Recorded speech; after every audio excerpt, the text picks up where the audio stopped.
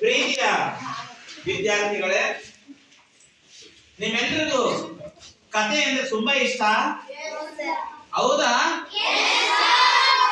ಕಥೆಯಿಂದ ನಾನು ಮಾಡುವ ಪಾಠವನ್ನ ಆರಂಭ ಮಾಡೋಣವೇ? ಒಂದು ಗುರುಕುಲ ಅಂದ್ರೆ ಗುರು ಮತ್ತೆ ಶಿಷ್ಯರು ಒಂದೆಡೆನೆ ಇದ್ದು ಪಾಠ ಪ್ರವಚನ ನಡೆಯೋದು. ಗುರುಗಳು ಪಾಠ ಹೇಳ್ತಾರೆ, ಶಿಷ್ಯರು ಪಾಠ ಕೇಳ್ತಾರೆ. ಇವತ್ತಿನ ಹಾಗೆ ಗ್ರಾಮದಲ್ಲಿ ನಗರದಲ್ಲಿ ಶಾಲೆಗಳಿರಲಿಲ್ಲ. ಹಿಂದೆ ಗುರುಕುಲ ಪದ್ಧತಿ ಅಂತ ಇತ್ತು. ಗುರುಕುಲ ಪದ್ಧತಿಯಲ್ಲಿ ಗುರು ಶಿಷ್ಯರು ಒಂದೆಡೆ ಊರಿಂದ ದೂರದಲ್ಲಿ ಇದ್ದು ಒಂದು ಕುಟೀರದಲ್ಲೋ ಪಾಠ ಹೇಳೋದು ಕೇಳೋದು ಮತ್ತೆ ಅಲ್ಲೇ ಅಡಿಗೆ ಮಾಡ್ಕೊಳ್ಳೋದೆಲ್ಲ ಮಾಡ್ತಾ ಇದ್ರು. ಅಂತ ಒಂದು ಗುರುಕುಲದಲ್ಲಿ ಗುರುಗಳು ಶಿಷ್ಯರಿಗೆ ವಿದ್ಯೆಯನ್ನ ಕಲಿಸಿದ್ದಾರೆ. ಕಲಿಸಿದಾಗ ಒಂದು ದಿನ ಶಿಷ್ಯರು ಗುರುಗಳ ಹತ್ರ ಬಂದ್ರಂತೆ. ಗುರುಗಳ ಹತ್ರ ಬಂದು, ಗುರುಗಳೇ, ನಾವು ತೀರ್ಥಯಾತ್ರೆಗೆ ಹೋಗ್ತೀವಿ, ಏನು ತೀರ್ಥಕ್ಷೇತ್ರಗಳಿಗೆ ಹೋಗ್ತೀವಿ, ಅಲ್ಲಿ ಪವಿತ್ರವಾದಂತ ನದಿಯಲ್ಲಿ ಮುಳುಗಿ ಬರ್ತೀವಿ, ನಮಗೆ ಪುಣ್ಯ ಲಭಿಸುತ್ತೆ ಅಂತ ಕೇಳ್ಕೊಂಡ್ರಂತೆ. ಗುರುಗಳು ಹೇಳಿದ್ರಂತೆ, ಹೌದಾ, ಹಾಗಾದ್ರೆ ನೀವು ಹೋಗುವಾಗ ನಾನು ನಿಮಗೆ ಒಂದು ಅಗಲಕಾಯಿ ಕೊಡ್ತೀನಿ. ಅಗಲಕಾಯನ್ನ ನೀವು ಎಲ್ಲೆಲ್ಲ ತೀರ್ಥಕ್ಷೇತ್ರದಲ್ಲಿ ಮುಳುಗೆದ್ದು ಬರ್ತೀರೋ ಅಲ್ಲೆಲ್ಲ ಈ ಅಗಲಕಾಯನ್ನು ಮುಳುಗಿಸಿ ಎದ್ದಿ ಬರ್ಬೇಕು. ನೀವ್ ಯಾವ್ಯಾವ ಗಂಗಾ ನದಿಗೆ ಹೋಗ್ತೀರಿ, ಯಮುನಾ ನದಿಗೆ ಹೋಗ್ತೀರಿ, ಹೌದಾ, ಕಾವೇರಿ ನದಿಗೆ ಹೋಗ್ತೀರಿ, ಎಲ್ಲೆಲ್ಲಿ ಪವಿತ್ರ ಸ್ಥಳ ಅದಲ್ಲ, ಗಂಗೆ ಚ ಯಮುನಿ ಚೈವ ಗೋದಾವರಿ ಸರಸ್ವತಿ ನರ್ಮದೇ ಸಿಂಧು ಕಾವೇರಿ ಜಲೇಸ್ಮಿನ್ ಸನ್ನಿಧಿಂ ಕುರು ಅಂತ ಹೇಳ್ತಾರಲ್ಲ, ಆ ತರ ಎಲ್ಲ ನದಿಗಳಿಗೆ ನೀವು ಬರ್ರಿ. ಹೋದಾಗ ಆ ಒಂದು ಕಾಯನ್ನು, ಎಂತ ಕಾಯಿ, ಅಗಲಕಾಯನ್ನು ನಿಮ್ ಜೊತೆ ಮುಳಿಸಿ ಎದ್ದು ಬರ್ಬೇಕು. ಆಯ್ತು ಗುರುಗಳೇ, ಹಾಗೆ ಆಗ್ಲಿ ಅಂತ ಹೇಳಿ ಅವರು ಯಾತ್ರೆ ಹೊರಟು. ಹೋದ್ಮೇಲೆ ಅವ್ರೆಲ್ಲೆಲ್ಲ ಮುಳುಗ್ತಾರೋ ಅಲ್ಲೆಲ್ಲ ಅಗಲಕಾಯಿನ ಮುಳುಗಿಸಿ ಎತ್ತಿ ತರೋದು. ಎಲ್ಲ ಮುಗೀತು, ಗುರುಗಳ ಹತ್ರ ಬಂದ್ರು. ನಾವು ತೀರ್ಥಯಾತ್ರೆ ಮುಗಿಸ್ಕೊಂಡು ಬಂದ್ವಿ ಅಲ್ಲ, ಹೌದಾ, ಹೆಂಗೆ ಅನಿಸ್ತು? ನಮ್ ಪಾಪಗಳೆಲ್ಲ ಹೋಗ್ಬಿಟ್ಟು ನಮ್ ಎಲ್ಲ ಬಹಳ ಶುದ್ಧಿ ಆಗ್ಬಿಟ್ಟಿದೀವಿ, ಹೌದಾ? ನಿಮಗೆ ನಾನೊಂದು ಕಾಯಿ ಕೊಟ್ಟಿದ್ದಲ್ಲ, ಯಾವ್ದು? ಅಗಲಕಾಯಿ. ಅದನ್ನು ಮುಳುಗಿಸಿ ಎದ್ದಿದ್ದೀರಾ? ಆಯ್ತು.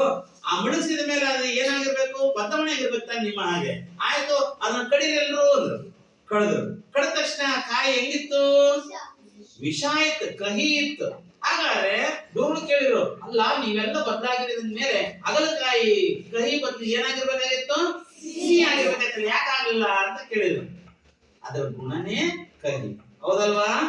ಅಗಲಕಾಯಿ ಗುಣ ಏನು? ಕಹಿನೇ. ಅದೇನು ಸಿಹಿ ಆಗ ಸಾಧ್ಯ ಇಲ್ಲ. ಹಾಗಾಗಿ ಇಡೀ ಒಂದು ವ್ಯವಸ್ಥೆಯಲ್ಲಿ ಒಂದು ವಸ್ತುವಿಗೆ, ಒಬ್ಬ ವ್ಯಕ್ತಿಗೆ ಪ್ರತಿಯೊಂದಕ್ಕೂ ಒಂದೊಂದು ವಿಶೇಷವಾದ ಗುಣ ಇರುತ್ತೆ, ಅದನ್ನು ಬದಲಾಯಿಸಕ್ಕೆ ಬರೋದಿಲ್ಲ.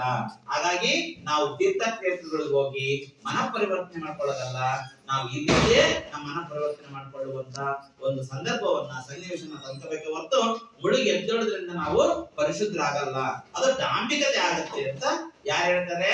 ಗುರುಗಳು ಹೇಳ್ತಾರೆ. ವಿದ್ಯಾರ್ಥಿಗಳೇ, ಹಾಗಾದ್ರೆ ನಾನ್ ನಿಮ್ಗೊಂದು ಪ್ರಶ್ನೆ ಕೇಳ್ತೀನಿ. ಈಗ ನಿಮಗೆ ಕಹಿ ಇರುವಂತಹ ಕೆಲವು ಏನನ್ನ ಸಸ್ಯದ ಹೆಸರುಗಳನ್ನ ಹೇಳ್ತಾರೆ ನೋಡೋಣ. ಈಗ ಉದಾಹರಣೆ ಅಗಲಕಾಯಿ ಇರುತ್ತೆ. ನೆಕ್ಸ್ಟ್ ಇನ್ನೊಂದು ಹೇಳಿ, ಅಗಲಕಾಯಿ ಬಹಳ ಕಹಿ ಇರ್ಬೇಕು. ಅಗಲಕಾಯಿ. ನೆಕ್ಸ್ಟ್ ಹೀರೆಕಾಯಿ ವಿಷಯ ಇರುತ್ತಾ? ಯಾವ್ದಿರುತ್ತೆ? ಬೇವು. Very good. ಬೇವು ಏನಾಗುತ್ತೆ? ಸ್ವಲ್ಪ ಕಹಿ ಇರುತ್ತೆ, ಹೌದಲ್ವಾ? ಹಾಗಾದ್ರೆ ನಾನು ಪ್ರಶ್ನೆ ಕೇಳುವಂತದ್ದು ಏನು ಅಂದ್ರೆ, ಬೇವು, ಬೆಲ್ಲ, ಅದರಲ್ಲಿ ಎರಡನ್ನು ಸೇರಿಸಿದ್ರೆ ಬೇವು ಸಿಹಿಯಾಗಿ ಸಾಧ್ಯನಾ? ಸಾಧ್ಯ ಇಲ್ಲ, ಅದು ಕಹಿನೇ ಆಗಿರುತ್ತೆ. ಅದರ ತೊಗಟೆ ತೆಗೆದ್ರು ಕಹಿ ಆಗಿರುತ್ತೆ, ಅದರ ಎಲೆಗಳನ್ನು ತೆಗೆದ್ರು ಕಹಿ ಆಗಿರುತ್ತೆ, ಆಮೇಲೆ ಅದರ ಕಾಯಿ ಕೊಟ್ಟರು ಕಹಿ ಆಗಿರುತ್ತೆ. ಅದರ ಬೇವು ಬೆಲ್ಲಗಳು ಇಟ್ರೆ ಏನ್ ಫಲ ಆಗುತ್ತೆ? ಏನು ಫಲ ಇಲ್ಲ. ಹಾಗಾದ್ರೆ ವಿದ್ಯಾರ್ಥಿಗಳೇ, ಬೇವು ಬೆಲ್ಲ ದೊಡ್ಡಲೇನು ಫಲ ಅಂತ ಒಂದು ಪ್ರಸಿದ್ಧವಾದ ಕೀರ್ತನೆ ಇದೆ. ಅದನ್ನ ರಚಿಸಿದವರು ಯಾರು ಅಂತ ಹೇಳ್ತೀರಾ? ಎಲ್ಲಿಂದ ಹೇಳ್ಬೇಕು? ಒಬ್ರು. Very good. ಪುರಂದರದಾಸರು ರಚಿಸಿರುವಂತಹ ಗೀತೆ ಹೆಸರೇನು? ಬೇವು ಬೆಲ್ಲ ದೊಡ್ಡಲೇನು ಫಲ. ಬೆಲ್ಲ ದೊಡ್ಡ ಏನು ಬೆಲ್ಲಗೊಳಿಡಲೇನು ಫಲ. ಓಕೆ, ಕೂತ್ಕೋ.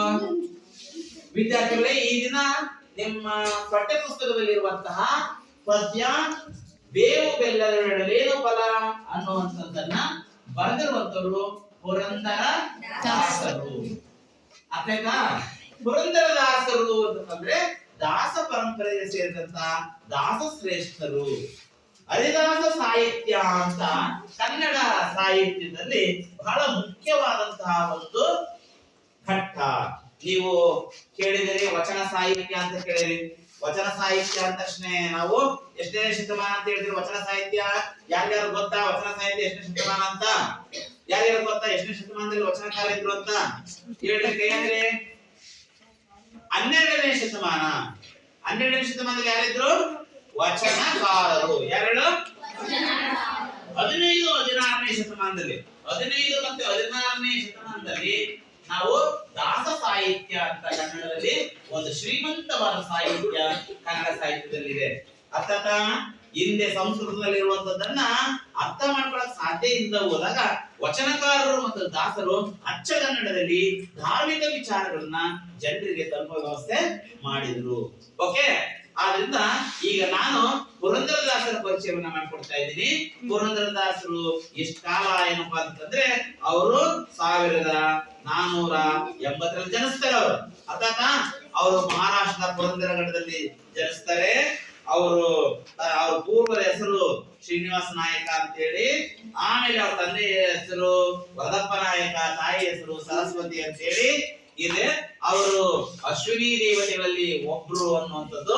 ಪುರಂದರದಾಸ ಮತ್ತು ಕನಕದಾಸರನ್ನ ಅಶ್ವಿನಿ ದೇವತೆಗಳು ಅಂತ ಕರೀತಾರೆ. ಅರ್ಥ ಆಯ್ತಾ? ಅವರಿಗೆ ದಾಸರೆಂದರೆ ಪುರಂದರದಾಸರಯ್ಯ ಅಂತ ಹೇಳಿ ಅವರಿಗೆ ಹೆಸರಿದೆ. ಅವರ ವ್ಯಾಸರಾಯರ ಗುರುಗಳು. ಪುರಂದರದಾಸರ ಗುರುಗಳ ಹೆಸರೇನು? ವ್ಯಾಸರಾಯರ ಗುರುಗಳ ಹೆಸರು ವ್ಯಾಸರಾಯರು. ದಾಸರೆಂದರೆ ಪುರಂದರದಾಸರಯ್ಯ ಅಂತ ಕರೀತಾರೆ. ಆಮೇಲೆ ಇವರಿಗೆ ಕರ್ನಾಟಕ ಸಂಗೀತ ಪಿತಾಮಹ ಅಂತ ಹೆಸರಿದೆ. ಆಮೇಲೆ ಇವರು ವೈರಾಗ್ಯ ಮೂಡಿ ದಾಸರಾಗ್ತಾರೆ. ಒಂದು ಸಣ್ಣದಿದೆ, ಇದರಲ್ಲಿ ಒಂದು ಕಥೆ ಹೇಳ್ತೀನಿ ಕೇಳಿಸ್ಕೊಡ್ರಿ. ಹೇಗೆ ಅಂತಂದ್ರೆ ಒಂದ್ಸಾರಿ ಇವರು ಶೆಟ್ರು, ಇವರು ಬಂಗಾರದ ಅಂಗಡಿ ಇಟ್ಟಿರ್ತಾರೆ. ನಿಮಗೆ ಗೊತ್ತಿರ್ಬೋದು, ಹಿಂದೆಲ್ಲ ಟೀಚರ್ಸ್ ಹೇಳ್ಕೊಟ್ಬೋದು. ಆಗ ಇವ್ರ ಅಂಗಡಿಯಲ್ಲಿ ಇದ್ದಾಗ ಮನೆಯಲ್ಲಿ ಅವಳು ತಾಯಿ ಹೆಂಡತಿ ಇರ್ತಾಳೆ. ಹೆಂಡತಿ ಬಹಳ ವಿಷ್ಣು ಭಕ್ತಿ ಐತಿ, ಬಹಳ ಭಗವಂತನ ಮೇಲೆ ಭಕ್ತಿ ಜಾಸ್ತಿ ಅವಳಿಗೆ. ಭಗವಂತ ಮಾರು ವೇಷದಲ್ಲಿ ಭಿಕ್ಷುಕನ ವೇಷದಲ್ಲಿ ಬರ್ತಾನೆ. ಯಾರು ಪುರಂದರದಾಸರು ಇದಾರಲ್ಲ, ಆ ಪುರಂದರದಾಸರನ್ನ ಕೇಳ್ತಾನೆ ಏನಾದ್ರೂ ಭಿಕ್ಷೆ ಕೊಡ್ರಿ ಅಂತ. ಆಗ ಅವನು ಕೊಡೋದಿಲ್ಲ, ಅವನು ತುಂಬಾ ಜಿಪ್ಪಣ. ಆಗ ಅವನೇನ್ ಮಾಡ್ತಾನೆ, ಅವನ ಮನೆಗೆ ಹೋಗಿ ದೇವರು ಅವ್ರ ಮನೆಗೆ ಹೋಗಿ ಭಿಕ್ಷೆ ಕೇಳ್ತಾರೆ. ಆಗ ಅವಳು ಮಹಾಭಕ್ತಿ ಅಲ್ಲ, ಅವನು ಎಲ್ಲದನ್ನು ಲಾಕರಲ್ಲಿ ಹಾಕಿರ್ತಾನೆ. ಹಾಗಾಗಿ ಇವಳು ಮೂಗಿನಲ್ಲಿರುವಂತಹ ಮೂಗುತಿಯನ್ನ ಬಿಚ್ಚಿ ಕೊಡ್ತಾಳೆ. ಅದನ್ನ ತಗೊಂಡೋಗಿ ಆ ಭಗವಂತ ಅಂದ್ರೆ ಭಿಕ್ಷಕರ ವೇಷದಲ್ಲಿರುವ ಭಗವಂತ ಪುರಂದರದಾಸರಿಗೆ ಕೊಡ್ತಾರೆ. ಪುರಂದರದಾಸ ಅಂತ ಇರಲ್ಲ, ಅವ್ರ ಹೆಸರು ಮತ್ತೆ ಹೆಸರು ಏನಂತ ಹೇಳಿದೆ? ಶ್ರೀನಿವಾಸ ನಾಯಕ. ಅವ್ರಿಗೆ ಕೊಡ್ತಾರೆ. ಆಗ ಅಯ್ಯೋ, ನನ್ನ ಹೆಂಡತಿ ಮೂಗುತಿ ಅಲ್ಲ, ಇದು ಹೇಗೆ ಇವ್ರ ಕೈ ಬಂತು ಅಂತ ಹೇಳಿ ನಾನು ಮನೆಗೆ ಹೋಗಿ ಹಣ ತರ್ತೀನಿ, ನೀನ್ ಇಲ್ಲೇ ಇರು ಅಂತ ಹೇಳಿ ಮನೆಗೆ ಹೋಗ್ತಾನೆ. ಹೆಂಡತಿ ಕರಿತಾನೆ, ಏನೇ ಯಾರೆಲ್ಲ ಬಂದಿದ್ರೇನೆ? ಯಾರು ಬಂದಿಲ್ಲ. ನಿನ್ನ ಮೂಗಿನಲ್ಲಿ ಮೂಗುತಿ ತಲೆ ಎಲ್ಲೇ?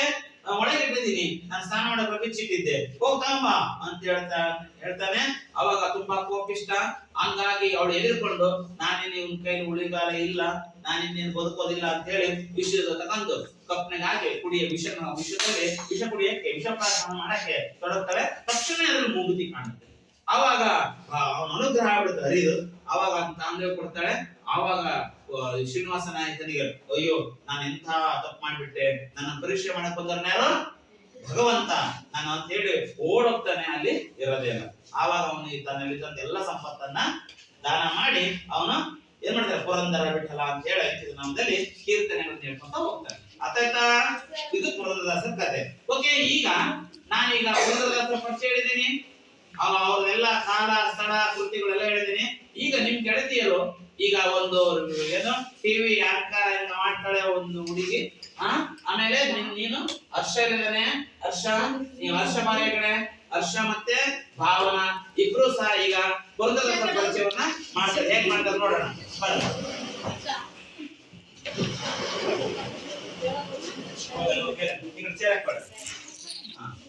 ಇವರಿಬ್ರು ಈಗ ಒಬ್ರು ಟಿವಿ ಈ ಕಡೆ ಬಾ, ಈ ಕಡೆ ಬಾ. ಹಾ. ಇವಳು ಭಾವನಾ ಅಂತ, ಇವಳು ಟಿವಿ ಆಂಕರ್ ಮಾಡ್ತಾರೆ. ಇವರು ಪುರಂದರದಾಸರು. ಇವರನ್ನ ನಿಮ್ಮ ವೀಕ್ಷಕರಿಗೆಲ್ಲ ಪರಿಚಯ ಮಾಡಿಕೊಡ್ತಾರೆ. ನೋಡೋಣ.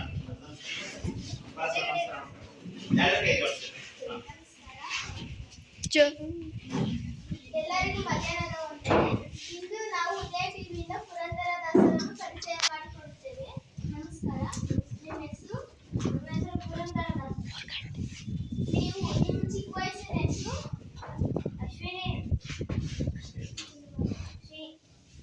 ಶ್ರೀನಿವಾಸ್ ನಾಯಕ. ನಿಮ್ಮ ತಂದೆ ತಾಯಿ ಹೆಸರು? ತಂದೆ ವರದಪ್ಪ ನಾಯಕ, ತಾಯಿ ಸರಸ್ವತಿ.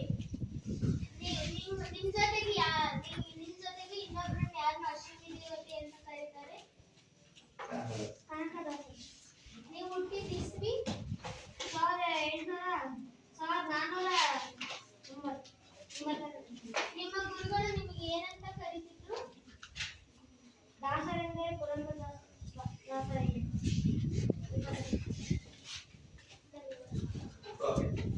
ಓಕೆ, ಭಾವನಾ ಮತ್ತೆ ಹರ್ಷ ಅವರು ಈಗ ನಮಗೆ ವ್ಯಾಂಕರಿಂಗ್ ಆಗಿ ಮತ್ತೆ ಪುರಂದರದಾಸರಾಗಿ ಇವರು ಒಂದು ಚಟುವಟಿಕೆಯನ್ನು ಮಾಡಿದ್ದಾರೆ. ಅತ್ಯುತ್ತಮ ಅಭಿನಯಿಸಿದಾರಲ್ವಾ? ಇವರು ಒಂದು ಚಪ್ಪಾಳೆ ಹಾಕೊಂಡಿದ್ರು.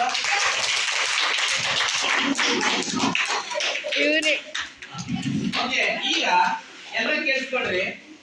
ಈಗ ನಾನು ಈ ಪದ್ಯ ಭಾಗದ ಪ್ರವೇಶವನ್ನು ಓದ್ತೀನಿ. ಎಲ್ಲ ನೋಡ್ಕೊಳ್ರಿ. ಕನ್ನಡ ಸಾಹಿತ್ಯ ಪರಂಪರೆಯಲ್ಲಿ 15 ಮತ್ತೆ 16ನೇ ಶತಮಾನದಲ್ಲಿ ಜ್ಞಾನ ಮತ್ತು ಭಕ್ತಿ, ಏನು ಜ್ಞಾನ ಮತ್ತೆ ಭಕ್ತಿ, ಈ ಜ್ಞಾನ ಮತ್ತು ಭಕ್ತಿಯ ಮೂಲಕ ಮುಕ್ತಿಯನ್ನ ಕಾಣ್ತಾ ಇದ್ರು ಎಲ್ಲಾ ಜನರು. ಒಂದ್ ಕಡೆ ಜ್ಞಾನ, ಇನ್ನೊಂದ್ ಕಡೆ ಭಕ್ತಿ. ಈ ಜ್ಞಾನ ಮತ್ತು ಭಕ್ತಿಯ ಮೂಲಕ ಮುಕ್ತಿಯನ್ನ ಸಂಪಾದಿಸ್ತಾ ಇದ್ರು ಭಕ್ತರು. ಆದ್ರಿಂದ ಅದರ ಮೂಲಕ ವೈರಾಗ್ಯವಾಗಿಸಿಕೊಂಡು ಆಧ್ಯಾತ್ಮಿಕ, ಧಾರ್ಮಿಕ, ಸಾಮಾಜಿಕ, ಸಾಂಸ್ಕೃತಿಕ ಸುಧಾರಣೆಗಾಗಿ ಶ್ರಮಿಸಿದ ಸಾಹಿತ್ಯ ಪ್ರಕಾರವೇ ದಾಸ ಸಾಹಿತ್ಯ. ದಾಸ ಸಾಹಿತ್ಯವನ್ನ ದಾಸವಾಂಗ್ಮಯ, ಹರಿದಾಸ ಸಾಹಿತ್ಯ ಅಂತಲೂ ಕರೀತಾರೆ. ಏನಂತ ಕರೀತಾರೆ? ದಾಸವಾಂಗ್ಮಯ, ಹರಿದಾಸ ಸಾಹಿತ್ಯ ಎಂದು ಕರೆಯುತ್ತಾರೆ. ದಾಸ ಅಂದ್ರೆ ಏನಪ್ಪ ಅಂದ್ರೆ ಸೇವಕ ಅಂತ ಅರ್ಥ. ದಾಸ ಅಂದ್ರೆ ಏನಂತ? ಸೇವಕ. ದಾಸ ಅಂದ್ರೆ ಏನಂತ? ಸೇವಕ. ಈ ದಾಸ ಅಂದ್ರೆ ಸೇವಕ.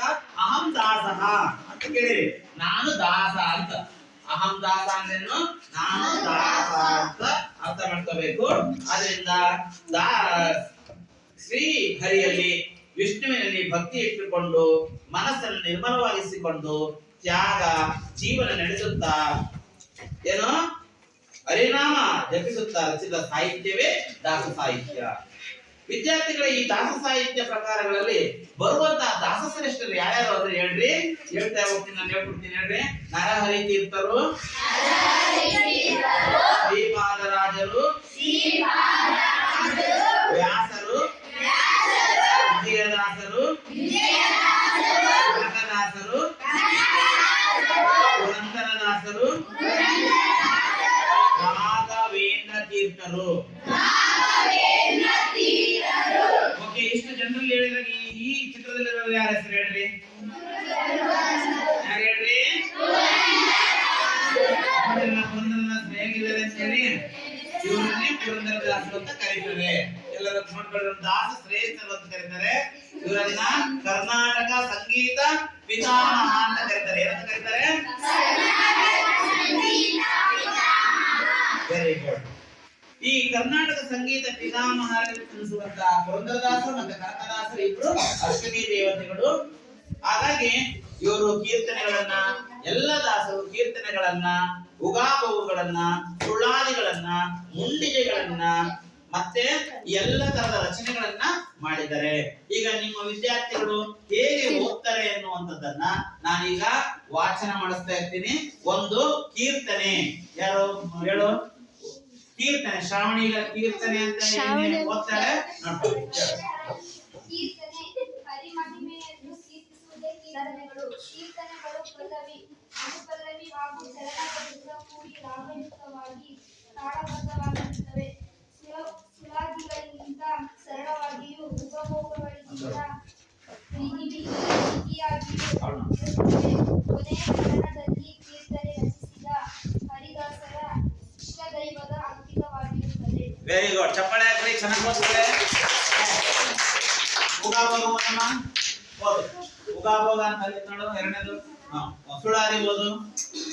ಸುಳಾದಿ ಹರಿದಾಸರ ಸಾಹಿತ್ಯದ ಒಂದು ವೈಶಿಷ್ಟ್ಯ ಪ್ರಕಾರ ತಾಳ ಪ್ರಧಾನವಾದ ಗೇಯ ರಚನೆ ಉಪಭೋಗಗಳಿಗಿಂತ ಬಿಗಿಯಾದ ಬಾಂಧವೇ ಸುಳಾದಿ.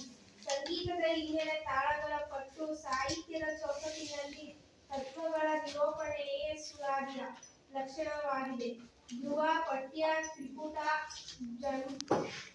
ಜಂಬೆ, ರೂಪಕ, ಆಟ ಹಾಗೂ ಏಕತಾಳ ಇವೇ ಸುಳಾದಿಯ ತಾಳಗಳು. Very good. ಚಪ್ಪಾಳೆ ಓದಿರೋ ಇಟ್ಕೋ. ಉಗಾಭೋಗ ಓದು.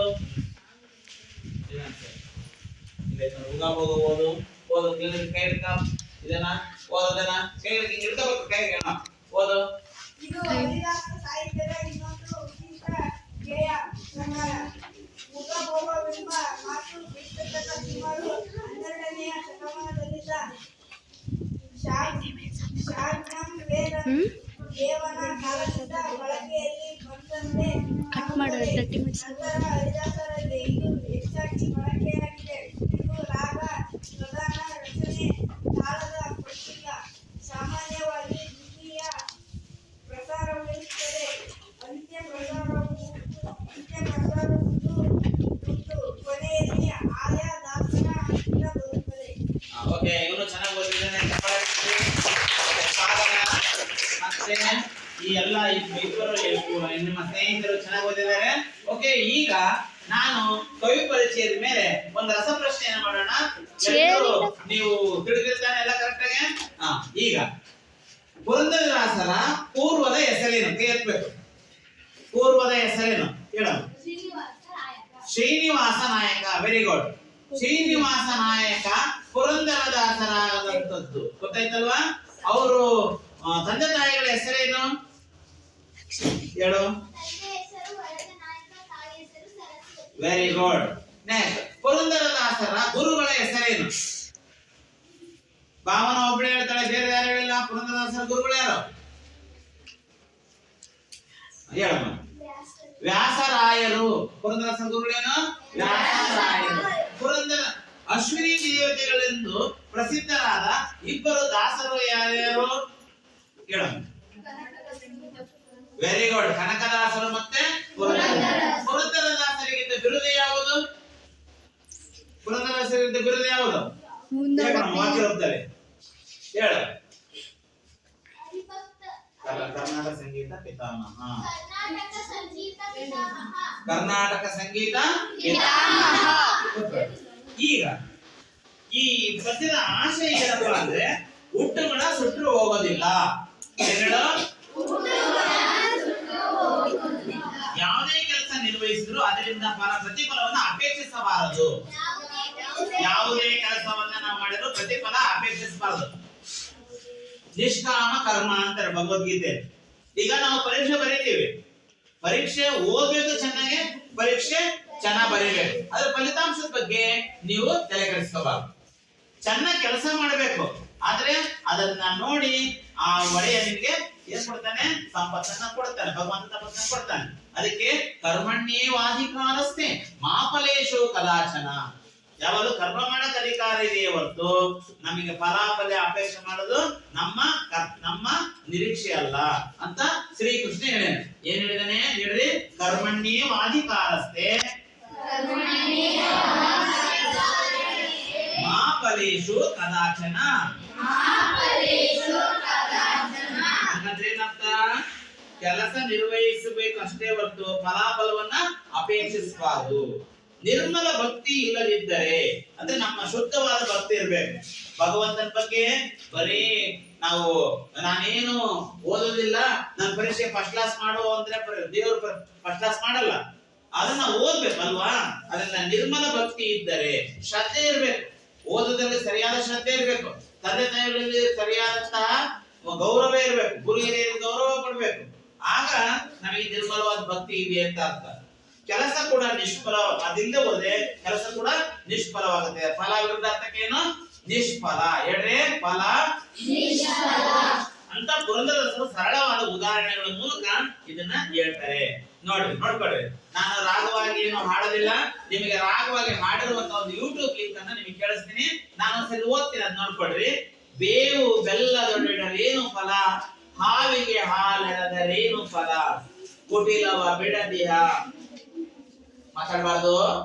ಕುಜನರು ಮಂತ್ರವ ಪಠನೆಯ ಮಾಡಿದರೇನು ಫಲ, ಸಟೆಯನ್ನಾಡುವ ಮನುಜರು ಮನದಲ್ಲಿ ವಿಠಲನ ನೆನೆದರೇನು ಫಲ, ಮಾತಾ ಪಿತರನು ಬಳಲಿಸುವಾತನು ಯಾತ್ರೆಯ ಮಾಡಿದರೇನು ಫಲ, ಘಾತಕತನವನ್ನು ಬಿಡದೆ ನಿರಂತರ ಗೀತೆಯನ್ನೋದಿದರೇನು ಫಲ, ಕಪಟತನದಲ್ಲಿ ಕಾಡುವವರೆಲ್ಲರೂ ಜಪಗಳ ಮಾಡಿದರೇನು ಫಲ, ಕುಪಿತ ಬುದ್ಧಿಯನ್ನು ಬಿಡದೆ ನಿರಂತರ ಉಪವಾಸ ಮಾಡಿದರೇನು ಫಲ, ಹೀನ ಕೃತ್ಯಗಳ ಮಾಡುತ್ತ ನದಿಯಲ್ಲಿ ಸ್ನಾನವ ಮಾಡಿದರೇನು ಫಲ, ಶ್ರೀನಿಧಿ ಪುರಂದರ ವಿಠಲನ ನೆನೆಯದೆ ಮೌನವ ಮಾಡಿದರೇನು ಫಲ.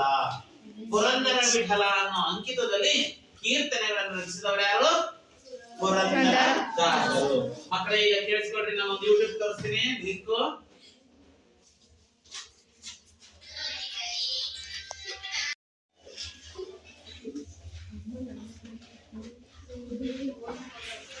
ಕೇಳಿಸ್ಕೊಳ್ರಿ.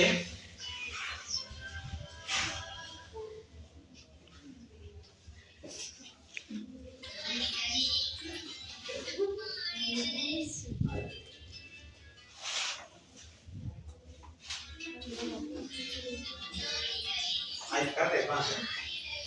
ಕೇಳೋದು ಕಾಣತ್ತಾ?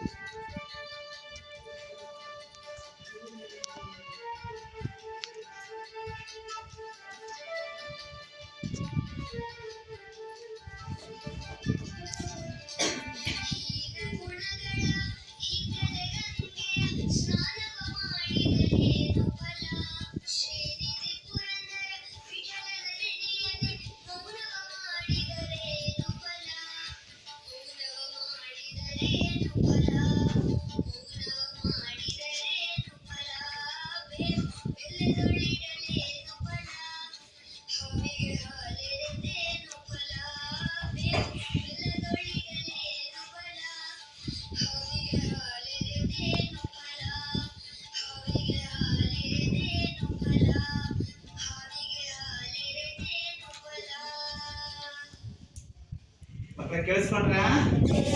ಚೆನ್ನಾಗಿದೆಯಲ್ವಾ?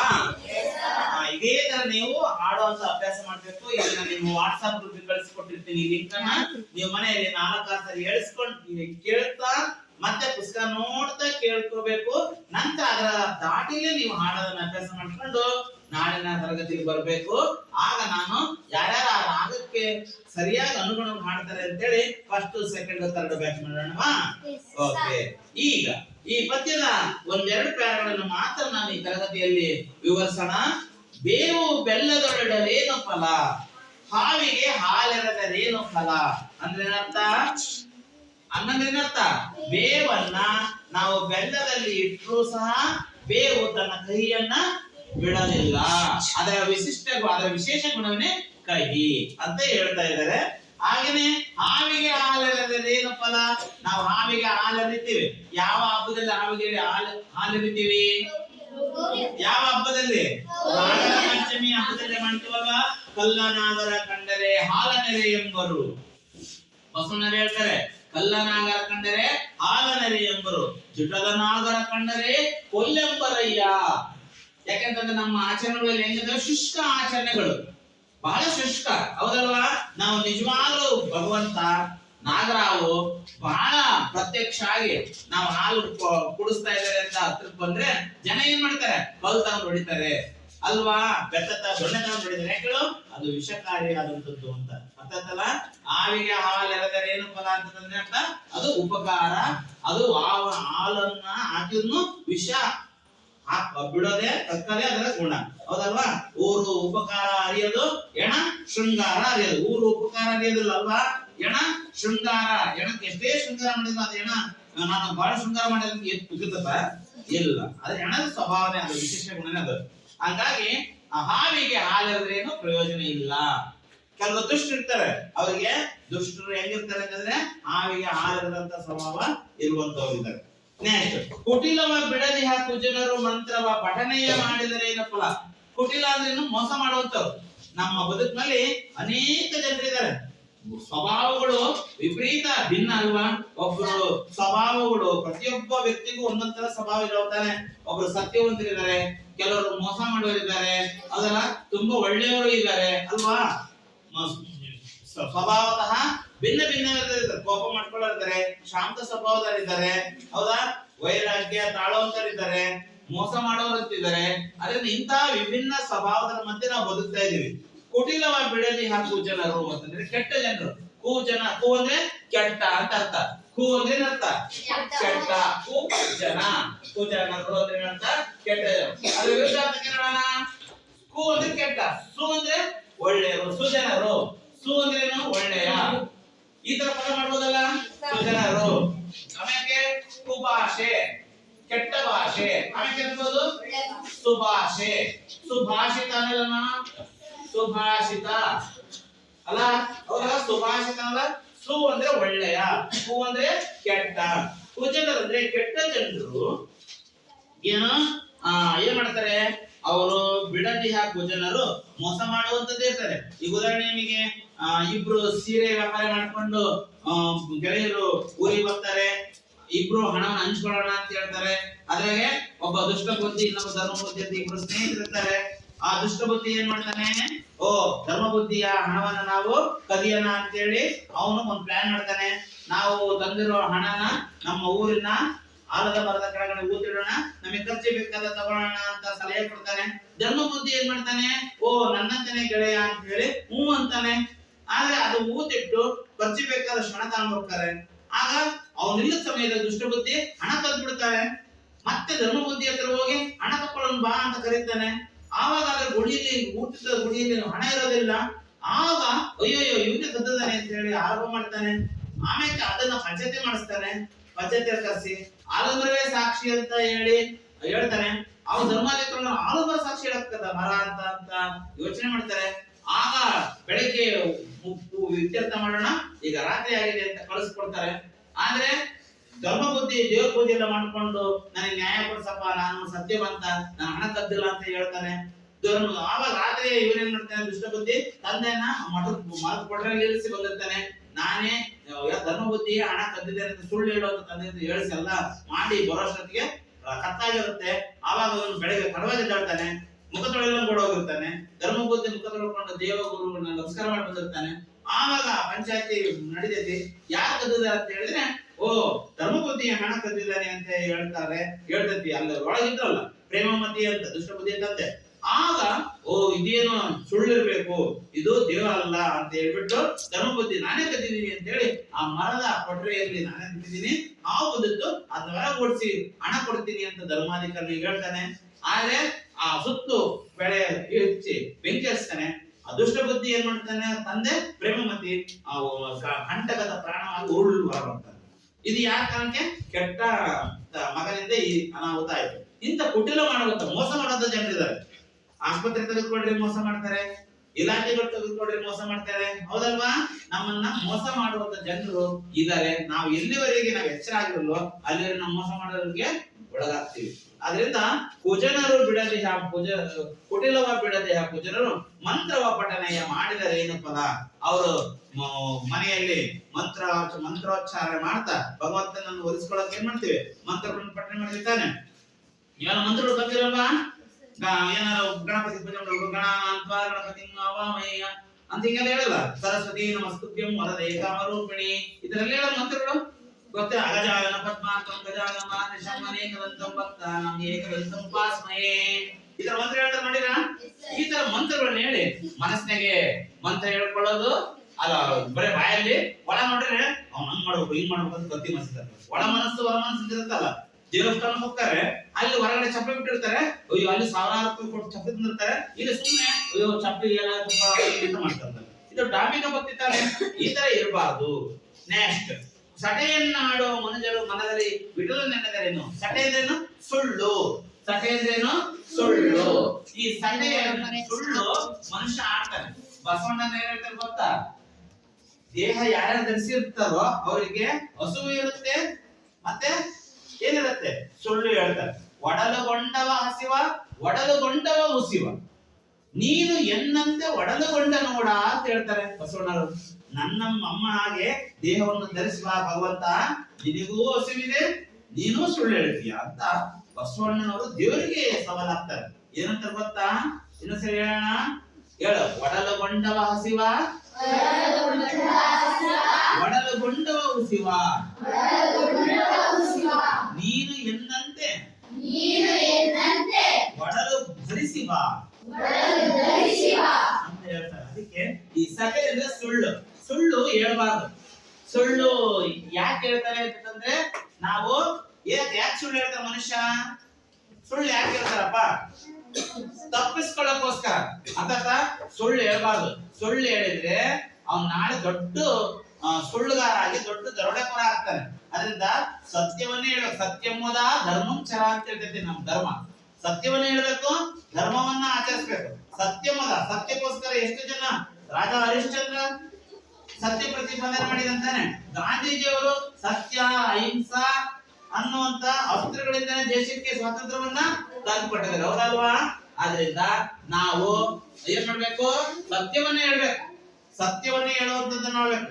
ಸತ್ಯದಿಂದ ಸತ್ಯವೇ ನಮ್ಮ ತಂದೆ ತಾಯಿ, ಸತ್ಯವೇ ನಮ್ಮ ಬಂಧು ಬಳಗ. ಸತ್ಯವಾಕ್ಯಕ್ಕೆ ತಪ್ಪಿದರೆ ಮೆಚ್ಚನ ಪರಮಾತ್ಮನು. ಎಲ್ಲಿದ್ದದು? ಗೋವಿನ ಹಾಡು, ಹೌದಲ್ವಾ? ಹಾಗಾಗಿ ನಾವು ಸತ್ಯವನ್ನ ಹೇಳ್ಬೇಕು, ಸುಳ್ಳನ್ನ ಹೇಳ್ಬಾರ್ದು. ನೋಡ್ಕೊಡ್ರಿ, ಹೇಳ್ರಿ. ಸತ್ಯಮ್ಮದ ಧರ್ಮಂಚರ. ಇನ್ನೊಂದು ಪ್ಯಾರ ಹೇಳ್ಬಿಡೋಣ. ಮಾತಾಪಿತರನ್ನು ಬಳಲಿಸುವಾತನು ಯಾತ್ರೆಯ ಮಾಡಿದರೆ ಏನು ಫಲ? ಮಾತಾಪಿತ, ಮಾತಾ ಅಂದ್ರೆ ತಾಯಿ, ಪಿತಾ ಅಂದ್ರೆ ಸತ್ಯಂ ಮಾತಾ ಅಲ್ವಾ? ಸತ್ಯಕ್ಕೆ ತಾಯಿ. ತಂದೆ ಜ್ಞಾನ ಕೊಡ್ತಾನೆ, ಪಿತಾ ಜ್ಞಾನಂ ಅಂತಾರೆ. ತಂದೆ ತಾಯಿಗಳೇ ನಮ್ಮ ನಿಜವಾದ ದೇವರುಗಳು, ಹೌದಲ್ವಾ? ಅವ್ರನ್ನ ನಾವು ಚೆನ್ನಾಗಿ ಓದಿಸಿರ್ತೇವಲ್ವಾ? ನಮ್ಮ ಚೆನ್ನಾಗಿ ಬೆಳೆತಿರ್ತಾರೆ, ನಾವು ಅವ್ರನ್ನ ಚೆನ್ನಾಗಿ ನೋಡ್ಕೋಬೇಕು ತಾನೆ. ನಾವು ಅವ್ರಿಗೆ ತೊಂದರೆ ಕೊಡಬಾರ್ದು, ಅವ್ರಿಗೆ ಕಷ್ಟ ಕೊಡಬಾರ್ದು, ಹೌದಲ್ವಾ? ಆದ್ರಿಂದ ನಾವು ಅವ್ರನ್ನ ಚೆನ್ನಾಗಿ ನೋಡ್ಕೊಳ್ಳೋದೇನೆ ನಾವು ಕಾಶಿ ಯಾತ್ರೆಗೆ ಹೋಗೋದು, ಅವ್ರ ಕಾಶಿ ಯಾತ್ರೆ ಮಾಡಿಸೋದು ಅಲ್ವಾ? ಬೇರೆ ಬೇರೆ ಪುಣ್ಯಕ್ಷೇತ್ರ ಕಳಿಸೋದು ಸರಿಯಲ್ಲ. ನಾವು ಅವ್ರನ್ನ ಚೆನ್ನಾಗಿ ನೋಡ್ಕೊಂಡು ಏನ್ ಕಾಪಾಡ್ಬೇಕು. ನೆಕ್ಸ್ಟ್, ಘಾತಕತನವನ್ನು ಬಿಡದೆ ನಿರಂತರ ಗೀತೆ ಎನ್ನುವುದನ್ನು. ಗೀತೆ ಅಂದ್ರೆ ಭಗವದ್ಗೀತೆ. ನೋಡಿ, ಪುಸ್ತಕ ತೋರಿಸ್ತೀನಿ, ಭಗವದ್ಗೀತೆ ಅಂತ. ಇದನ್ನ ಶ್ರೀಕೃಷ್ಣ 18 ದಿನಗಳು ಯುದ್ಧ ನಡೀತಲ್ಲ ಕುರುಕ್ಷೇತ್ರ. ಆ ಸಂದರ್ಭದಲ್ಲಿ ಅರ್ಜುನ ಶಿಷ್ಯ ತಾನೆ, ಅವನು ಯುದ್ಧ ಮಾಡಲ್ಲ ಅಂತ ಕೈ ಕಟ್ಟಿಕೊಂಡ್ಬಿಡ್ತಾನೆ. ಆವಾಗ ಅವನು ಧರ್ಮೋಪದೇಶ ಮಾಡಿ ಯುದ್ಧ ಮಾಡುವ ಹಾಗೆ ಮಾಡಿ ಪಾಪವನ್ನ ಬಗೆಹರಿಸ್ತಾನೆ. ಯಾರು? ಶ್ರೀಕೃಷ್ಣ. ಕೃಷ್ಣ ಮತ್ತು ಅರ್ಜುನರ ಸಂವಾದ ಭಾಗವೇ ಏನು? ಭಗವದ್ಗೀತೆ. ಈ ಭಗವದ್ಗೀತೆ ಯಾವ ಮಹಾಕಾವ್ಯದಲ್ಲಿ ಗೊತ್ತೈತೆ ಯಾರಿಗಾರ? ಭಗವದ್ಗೀತೆ ರಾಮಾಯಣ ಮತ್ತೆ ಮಹಾಭಾರತ ಅಂತ ಎರಡು ಕೃತಿಗಳಿದಾವಲ್ಲ, ಅದ್ರ ಯಾವ ಕೃತಿಯಲ್ಲಿ ಬರ್ತಿದ್ದು? ಭಗವದ್ಗೀತೆ. ಯಾರು ಹೇಳಿದರೆ? ಭಗವದ್ಗೀತೆ ಯಾವ ಮಹಾಕಾವ್ಯದ ಕೊಡುಗೆ? ತಪ್ಪು, ಮಹಾಭಾರತ. ಮಹಾಭಾರತದ ಕೊಡುಗೆ 700 ಶ್ಲೋಕಗಳಿದಾವೆ. ಎಷ್ಟು ಶ್ಲೋಕಗಳಿದಾವೆ? ಇದು ಪ್ರಪಂಚದ ಹಲವು ಭಾಷೆಗಳಿಗೆ ಅನುವಾದ ಆದಂತ ಪುಸ್ತಕ ಇದೆ, ಟ್ರಾನ್ಸ್ಲೇಷನ್ ಆಗಿದೆ. ಓಕೆ, ಅದರಿಂದ ಮಾತಾಪಿತರನ್ನು ಬಳಲಿಸುವ ಆತನು ಏನು ಯಾತ್ರೆಯ ಮಾಡಿದರೆ ಏನು ಫಲ, ಘಾತಕತನವನ್ನು ಬಿಡದೆ ನಿರಂತರ ಗೀತೆಯನ್ನು ಓದಿದರೆ ಏನು ಫಲ. ಅರ್ಥ ವಿದ್ಯಾರ್ಥಿಗಳೇ, ಈಗ ನಾವು ತಂದೆ ತಾಯಿಗಳನ್ನು ಚೆನ್ನಾಗಿ ನೋಡ್ಕೋಬೇಕು, ಮತ್ತೆ ನಾವು ಯಾವಾಗಲೂ ಕೆಟ್ಟದನ್ನ ಬಯಸ್ತಾನೆ, ನಾವು ಚೆನ್ನಾಗಿ ಬದುಕಬೇಕು. ಗೀತೆಯನ್ನು ಓದಿದ್ರೆ ಏನು ಬರೋದಿಲ್ಲ, ಅದನ್ನ ಆಚರಣೆ ಮಾಡಬೇಕು. ಅರಿವು ಮತ್ತೆ ಆಚಾರ ಎರಡು ಇರಬೇಕು. ಓಕೆ, ಈಗ ಇಲ್ಲಿ ನೋಡಿ, ಇದು ನಾಲ್ಕು ಲಯಗಳಿದಾವೆ. 4 ಲಯ. ನೀವು ಮಿಡ್ಲ್ ಸ್ಕೂಲ್ ಓದಿರಲ್ಲ, ತಿರುಕ, ನೋರ್ವ, ನೂರ, ಮುಂದೆ, ಮುರುಕು, ಧರ್ಮ, ಶಾಲೆ, ಎಲ್ಲಿ, ಹೊರಗೆ, ವೃತ್ತ, ಲೊಂದ, ಕನಸ, ಕಂಡ, ಅಂತೆಯೇ ಅಂತ ಇದ್ದಾವ. ಅದೇ ರೀತಿ ನೋಡ್ರಿ, ಹೇಳಿ ನೋಡೋಣ. ಕುಟಿಲವ, ಹೇಳಿ. ಕುಟಿಲವ, ಬಿಡಾದೀನ, ಪೂಜಾನರು, ಮಂತ್ರವ, ಸಟೆಯ ಮಾಡಿದ ರೇಣು ಫಲ, ಸಟೆಯನ್ನು ಮಾಡುವ ಮನುಜರು ಮನದಲ್ಲಿ ವಿಠಲನ ನೆನೆದರೆ ಏನು ಫಲ. ಅದಕ್ಕ ಈ ತರ 4 ಮಂತ್ರಾಲಯದಲ್ಲಿ ಈ ಪದ್ಯವನ್ನ ಹೇಳಲಾಗಿದೆ. ಈಗ ಪ್ರಶ್ನೆ ಕೇಳೋಣ, ನೋಡೋಣ. ಈಗ ಹೇಳ್ರಿ, ಫಲ ವಿರುದ್ಧಾರ್ಥಕೇನು? ಫಲ ವಿರುದ್ಧಾರ್ಥಕೇನು? ನಿಷ್ಫಲ. ಸತ್ಯ ಸುಳ್ಳು. ಭಕ್ತಿ ವಿಭಕ್ತಿ ಅಲ್ಲ. ಭಕ್ತಿ ಅನ್ನೋದಕ್ಕೆ ಭಕ್ತ ಭವಿ ಅಂತ ಹೇಳ್ತೀವಿ, ಭಕ್ತಿ ಇಲ್ಲದವ ಅಂತ ಹೇಳ್ಕೊಳ್ಳೋಣ. ಅರ್ಥಾತ ಎಲ್ಲರಿಗೂ ಗೊತ್ತಾದ ವಿದ್ಯಾರ್ಥಿಗಳೇ, ಈ ಪದ್ಯದಲ್ಲಿ ನಾವು ಏನ್ ಅರ್ಥ ಮಾಡ್ಕೊಂಡಿವಿ ಅಂತಂದ್ರೆ, ನಾವು ಪ್ರತಿಯೊಂದು ವಸ್ತುವಿಗೂ ತನ್ನದೇ ಆದಂತಹ ವಿಶೇಷ ಗುಣ ಇರುತ್ತೆ ಅಂತ ಅರ್ಥ ಮಾಡ್ಕೊಂಡ್ವಿ. ಅರ್ಥ ಆಯ್ತಲ್ವಾ? ಓಕೆ, ಮುಂದಿನ ತರಗತಿಯಲ್ಲಿ ಮುಂದಿನ 2 ಪ್ಯಾರಾಗಳನ್ನ ಗಮನಿಸೋಣ. ಈಗ ಗೃಹ ಕಾರ್ಯ ಬರ್ಕೊಡ್ರಿ. ನಾನು ಹೇಳ್ತೀನಿ, ಗೃಹ ಕಾರ್ಯ ಬರ್ಕೊಡ್ರಿ ಬೇಗ. ಒಂದು 4 ಕ್ವಶನ್ ಕೊಡ್ತೀನಿ, ಉತ್ತರ ಬರ್ಬೇಕು ನೋಡೋಣ. ಓಕೆ, ಪುರಂದರದಾಸರ ಅಂಕಿತ ಯಾವುದು? ಪುರಂದರದಾಸರ ಅಂಕಿತ ಯಾವುದು? ಪುರಂದರದಾಸರ ಅಂಕಿತ ಯಾವುದು? ಪುರಂದರದಾಸರ ಅಂಕಿತ ಯಾವುದು? ಭಗವದ್ಗೀತೆ ಯಾವ ಮಹಾಕಾವ್ಯದ ಕೊಡುಗೆ? ಭಗವದ್ಗೀತೆ ಯಾವ ಮಹಾಕಾವ್ಯದ ಕೊಡುಗೆ? ಓಕೆ ವಿದ್ಯಾರ್ಥಿಗಳೇ, ಈ ಪ್ರಶ್ನೆಯನ್ನು ಉತ್ತರಿಸಿಕೊಂಡು ನಾಳೆ ತರಗತಿ ಭಗವದ್ಗೀತೆ ಯಾವ ಮಹಾಕಾವ್ಯದ ಕೊಡುಗೆ. ಮುಂದಿನ ತರಗತಿಯಲ್ಲಿ ಮತ್ತೆರಡು ಪದ್ಯ ಭಾಗಗಳನ್ನ ಸ್ಟ್ಯಾಂಜ ಆಯ್ತಲ್ಲ, 4 ಸ್ಟ್ಯಾಂಜ ಇದ್ದಾವೆ, 2 ಸ್ಟ್ಯಾಂಜ ಮುಗಿಸ್ತೀನಿ. ಮುಗಿಸೋಣ. ಅಲ್ಲಿವರೆಗೆ ನೀವು ಗೃಹ ಕಾರ್ಯ ಮಾಡ್ಕೊಂಡು ಬಂದಿರೋ. ನಮಸ್ಕಾರ.